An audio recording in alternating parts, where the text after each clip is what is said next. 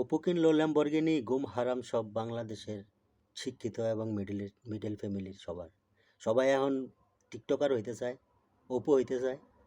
সবাই যদি অপু হয়ে যায় তাহলে তো বাংলাদেশের সেলুনের সংখ্যাই বেশি হয়ে যাবে, কারণ অপু তো সেলুনের থেকে এখন টিকটক স্টার, এখন দুবাই থাকে, ঠিক আছে, লাক্সারি স্টাইলে চলতেছে, ল্যাম্বরগিনি কিনছে। এক ল্যাম্বরগিনি নিয়ে বাংলাদেশের সবার ঘুম হারাম করে দিছে।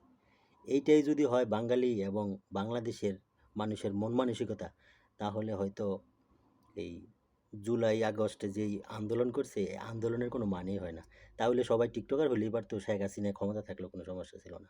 কারণ সবাই টিকটকার হয়ে ল্যাম্বরগিনি কিনতে পারতো, ঠিক আছে, ওডি কিনতে পারতো, ঠিক আছে, বিএমডাব্লিউ কিনতে পারতো, বিভিন্ন ধরনের দামি দামি ব্র্যান্ডের গাড়ি কিনতে পারতো, এবং দুবাইতে বুর্জ খলিফাতে মনে করেন ফ্ল্যাট কিনতে পারতো, ঠিক আছে, টিকটক করে। এই কারণে আসলে শিক্ষিত হইলে মানুষের দেমাগ ভালো হয় না, দেমাগ ছোট হয়ে যায়। আশা করি সবাই নিজের যেই পজিশনে আছে সেই পজিশন নিয়ে ভাবা সবচেয়ে দরকার, ঠিক আছে। ওই অপু ল্যাম্বরগিনি কিনছে দেখে যে সবারই টিকটক করে ল্যাম্বরগিনি কিনতে হবে তা না। আপনি পড়ালেখা করে শিক্ষিত হইয়া, আপনি কলেজ ভার্সিটিতে পড়ালেখা কইরা, বিজনেস কইরা, ব্যবসা কইরা, তারপরে আপনার এই চাকরি কইরাও ল্যাম্বরগিনি কেনার মতো অনেকের ওরকমের কোয়ালিটি হয়, ঠিক আছে। আপনি ওই পর্যায়ে যান, তাইলে হয়ে যাবে। পড়ালেখা মাস্ট বি সবার থাকা দরকার, ঠিক আছে, পড়ালেখা অবশ্যই দরকার।